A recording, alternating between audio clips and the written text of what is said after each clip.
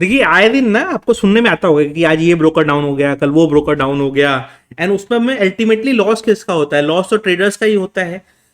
However, अभी video में मैं ये डिस्कस करूंगा कि क्या ऐसा चीज है जिससे ये अपने आप को प्रोटेक्टेड फील करते हैं एंड इतना लॉसेस होता है क्लाइंट्स को, फिर भी इनको कोई फर्क नहीं पड़ रहा है, एंड ये ब्रोकर्स मतलब कि हर चीज में बहाना एक दे देते हैं टेक्निकल ग्लिचेस का। तो वो चीज कहाँ से आ रही है, मतलब इनको प्रोटेक्ट कौन कर रहा है? एंड ये भी मैं समझाने की कोशिश करूंगा कि टेक्निकल ग्लिचेस टेक्निकली किस किस तरह के हो सकते हैं, प्लस उसके लिए आपके पास रिकोर्स क्या है, कि मतलब आपके संग अगर ऐसा हो गया तो आपके पास रिकोर्स क्या है। तो देखो डिपेंड करता है ब्रोकर टू ब्रोकर। कुछ ब्रोकर्स ऐसे होते हैं जो सीधा बोल देते हैं भाई टेक्निकल ग्लिच है, हम कुछ नहीं कर सकते हैं। और अभी लास्ट मंथ फिनवेशिया का बहुत बड़ा ग्लिच हुआ था, बट उसके बाद उन्होंने ऑलमोस्ट सारे क्लाइंट्स को खुद मेल लिखा कि आप भाई अपने प्रॉब्लम्स हमें बताओ, और जितने भी कंप्लेंट्स आए वो सब ने उन्होंने रिसीव किया। उसमें से जो जो कंप्लेंट जेनविन थे भी, मतलब इन द सेंस कि 80% कंप्लेंट वो खुद मान रहे हैं कि जेनविन है। वो मतलब आर्टिकल में दिखाऊंगा आपको, मनी कंट्रोल पे है, जिसमें 77.7% 77.5% कंप्लेंट्स वो खुद बोल रहे हैं कि हाँ वो जेनविन कंप्लेंट्स है, एंड उनको उन्होंने 3 करोड़ के ऊपर पे आउट किया है। तो ये छोटी बात नहीं है, क्योंकि मैंने इतने साल के ट्रेडिंग जर्नी में ये नहीं कभी सुना कि किसी ब्रोकर ने मास लेवल पे क्लाइंट्स को पे आउट करे हैं। हो सकते हैं कि किसी एक ब्रोकर में कोई इशू आया हो, क्लाइंट्स ने कंप्लेन रेज किया हो, एंड उस कंप्लेन के बाद एनएससी का ऑर्डर आया हो, या सभी का कुछ ऑर्डर, मतलब एनएससी का ही बेसिकली ऑर्डर आया हो और वो क्लाइंट्स को पे आउट हुआ हो, बट वो ऑर्डर के बेसिस पे हुआ होगा। खुद से चल के किसी भी ब्रोकर ने ऐसा नहीं किया कि भाई हम चलो आओ सारा हम इश्यूज रिजॉल्व करते हैं। अभी फिनोवेशिया ने एग्जाम्पल सेट किया है सारे इंडस्ट्री के लिए। उन्होंने क्या किया है कि भाई उन्होंने क्लियर लिख दिया, मेल्स किए क्लाइंट्स को एंड ये सब चीज़ें बताई कि देखो आपका ये है, आप डिटेल प्रोवाइड करो, प्लस अगर आपको कोई ट्रेड दिख रहा है तो आप 9:30 के पहले स्क्वायर ऑफ कर दो। स्क्वायर ऑफ कर दोगे, उसके बाद जो भी लॉस या प्रॉफिट होगा हम डिस्कस कर लेंगे बैठ के, मैटर सॉर्ट आउट करने की कोशिश करेंगे। और देखिए आजकल ना सोशल मीडिया का जमाना है, तो कहीं भी कुछ भी होता है ना, तो पहला लाइन यही चला हो जाता है कि ये फ्रॉड है, ये पैसे लेके भाग जाएंगे एंड ऑल दैट, काफ़ी नेगेटिव चीज़ें भी आ जाती हैं। तो ये हर ब्रोकर के लिए कंसर्निंग है। क्यों? क्योंकि उसके लिए एक बार नेगेटिव वर्ड स्प्रेड हुआ ना तो वो खत्म हो जाता है कहानी।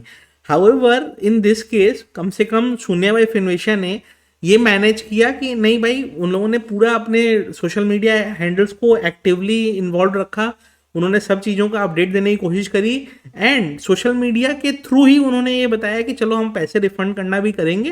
पहले हम आप पहले हमारे संग डिस्कशन पे तो आइए। लोगों ने जिन्होंने डिस्कस किया, प्रॉपर्ली मैटर को सॉर्ट आउट करने की कोशिश करी, लोगों को पैसे रिफंड भी मिले। कितने लोगों को ये भी विश्वास भी नहीं था कि रिफंड मिलेंगे क्या। हाउएवर, जब मिंट आर्टिकल लिख रहा है, मनी कंट्रोल आर्टिकल लिख रहा है, क्यों? क्योंकि ये एक अनप्रेसिडेंटेड चीज हुई है ना कि किसी ने पैसे लौटाए, राइट? तो मैं अभी आपको पहले ये दिखाता हूँ कि एक्चुअली सेबी का जो टेक्निकल ग्लिच का नॉर्म्स है वो क्या है। तो ये देखो, ये सेबी के वेबसाइट का सर्कुलर है।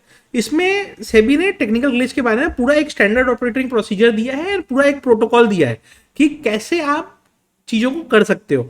तो पहला रूल ये है कि अगर आपका कोई भी सॉफ्टवेयर में कुछ इशू हो रहा है या कोई भी कहीं पे कोई इशू आ रहा है, तो आपका फर्स्ट ड्यूटी ये बनता है कि क्लाइंट्स को इन्फॉर्म करो, एक्सचेंजेस को इन्फॉर्म करो।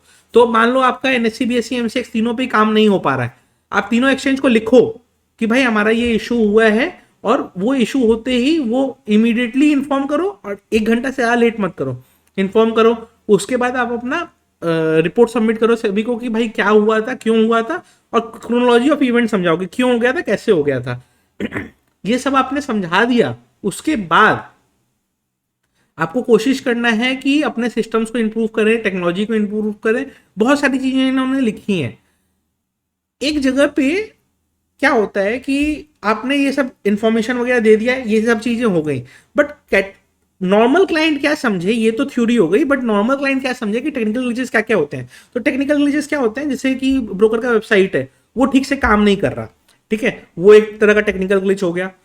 आपको प्राइजेस ठीक से अपडेट होते हुए नहीं दिखाई दे रहे हैं, वो एक तरीके से दिक्कत हो गया। आप ऑर्डर लगा रहे हो 100 क्वांटिटी का, जा रहा है 150 क्वांटिटी, वो एक तरह का टेक्निकल ग्लिच हो गया। फिर सिस्टम कभी क्रैश कर गया, कभी डाउन टाइम हो गया, कभी 1 घंटे के लिए बंद हो गया, ये सब तरह के टेक्निकल ग्लिचेस हैं। कभी कनेक्ट ही नहीं हो पा रहा है आपका, तो ये मत कनेक्ट नहीं हो पा रहा है तो ये मत समझना कि भाई तुम्हारा इंटरनेट ठीक है। पहले इंटरनेट अपना चेक कर लो, आपका इंटरनेट पे सब कुछ काम कर रहा है, ब्रोकर का नहीं कर रहा है, तो वो टेक्निकल ग्लिच एक तरह का कैटेगरी हो गया। फिर कभी कभी ट्रेडिंग एल्गोरिदम्स ही अलग काम करने लग जाते हैं। हम लगा रहे हैं कि भाई एटीएम कॉल बेचना है, वो बेच रहा है आईटीएम कॉल्स, कुछ भी चल रहा है, ठीक है। तो वो चीज़ हो गई है कि एक तरह की टेक्निकल ग्लिच में। फिर उसके बाद कभी हैकिंग का अटेम्प्ट हो गया, सिक्योरिटी कोई ब्रीच हो गया, तो ये सब हो गए आपके टेक्निकल ग्लिचेस में। अब मैं आपको बताता हूँ कि जैसे ये सब जो टेक्निकल ग्लिच होते हैं, तो इसमें क्लाइंट्स क्या कर सकते हैं। देखो, अगर नॉर्मल सा कुछ हुआ है, 1-2 मिनट के लिए कुछ हो गया, एंड उसके बाद अचानक से फिर ठीक हो गया सब कुछ, तो उसके लिए परेशान होने की जरूरत नहीं है, क्योंकि वो आप भी जानते हो, हम भी जानते हैं कि काम करते समय थोड़ा बहुत 19-20 होता है। तो उसके लिए परेशान होने की जरूरत नहीं है। उसके कारण हाँ हो सकता है कि आपका कुछ पैसा ऊपर नीचे हो जाए, बट उसको कोई सीरियसली मत लिया करो, वो पार्ट ऑफ ट्रेडिंग माना करो। बट कहीं मेजर इवेंट हो जाए, जैसे दिन दिन के लिए बंद रह जाए, कुछ दिन पहले हुआ था, एक ब्रोकर 3 दिन के लिए बंद था, 2 दिन के लिए बंद था, तो उसमें क्लाइंट्स को बहुत लॉसेस हुए थे। फिनवेशिया वाला जो अभी मैटर हुआ, उसमें उस दिन उनका इश्यूज आया, अगले ट्रेडिंग डे से उनका इश्यूज रिजॉल्व था, एंड उन्होंने क्लाइंट्स को खुद से मेल लिखा कि भाई आप एक काम करो, जो भी ट्रेड है उसको स्क्वायर ऑफ कर लो, तो हम मानेंगे कि हमारे सिस्टम के कारण गलती से ट्रेड लगा है, एंड उसके बाद जो भी लॉस या प्रॉफिट होता है एक बार डिस्कस कर लेते हैं एंड क्लोज करते हैं मैटर को। उसके बाद क्या हुआ, ये आर्टिकल पब्लिश हुआ 1 मई को। मैं आपको ये आर्टिकल दिखाता हूँ। तो इस आर्टिकल में अगर आप देखोगे तो इसमें लिख रहा है कि शून्य settles A claim of 3 crore of glitch hit traders. मतलब कि ट्रेडर्स के कारण जो मतलब ट्रेडर्स को जो लॉस हुआ, ठीक है, ऑलमोस्ट 700 केसेस ऐसे थे जिसमें इन्होंने 12% डुप्लीकेट बताया, बाकी सब सही बताया। उसमें 77%, 77.5% में 77% इन्होंने ये आर्टिकल के डेट तक 27 तक इन्होंने पे आउट कर दिया, जो कि अब रफली 3 करोड़ के आसपास है। फिर अभी मैं मिंट का एक आर्टिकल आपके स्क्रीन पे डालता हूँ।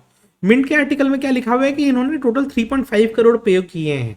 अब ऐसा ब्रोकर जो ब्रोकरेज लेता नहीं है क्लाइंट से, अकाउंट ओपनिंग फीस लेता नहीं है, उसके बाद वो अलग से कोई चार्जेस भी नहीं लेता है, कॉल एंड ट्रेड और ये सब भी उसका कोई वैसा है नहीं, उसके बाद भी वो 3.5 करोड़ रुपए अगर पे कर रहा है, मतलब वो अपने पॉकेट से पे कर रहा है, ठीक है। तो ये एक इंसिडेंट इंडस्ट्री के लिए प्रेसिडेंट होना चाहिए कि अगर टेक्निकल ग्लिचेस के कारण क्लाइंट्स का लॉस हो तो आपको क्लाइंट को कंपनसेट करना चाहिए। क्यों? क्योंकि आप क्लाइंट से ही कमा रहे हो।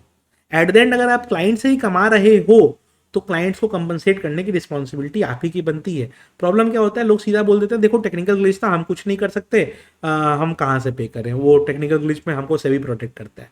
तो सब लोग का यही हो गया, मतलब सेबी ने रूल निकाला है कि टेक्निकल ग्लिच हो तो आपको ये फॉलो करना है, बट टेक्निकल ग्लिच में आप क्लाइंट क्लेम नहीं कर सकता। ये तो मतलब अपने मन से ही किसी ने बना दिया कि भाई क्लाइंट क्लेम नहीं कर सकता।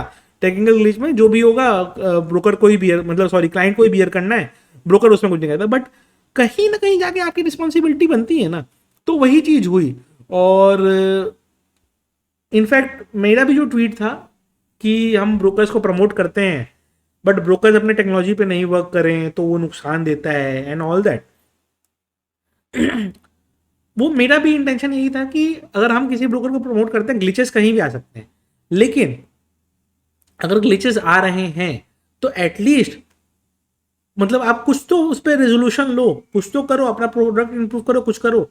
यहाँ पे तो जो पे आउट हुआ है उससे एक चीज समझ में आता है कि हाँ इनका इंटेंशन गलत नहीं था। इनका ये था कि भाई ठीक है चलो मेरे कारण जिसका भी लॉस हुआ हम पे कर देते हैं। तो अगर क्लाइंट देखो, एट द एंड क्लाइंट को पैसे से मतलब होता है, क्लाइंट का अगर पैसा वापस आ गया, खुद से ट्रेड करके वो लाखों रुपए उड़ा दे चलता है, दूसरे की गलती से 10 रुपए भी नहीं जाना चाहिए, दूसरे की गलती से जो पैसे गए उसने लौटा दिए, क्लाइंट्स खुश।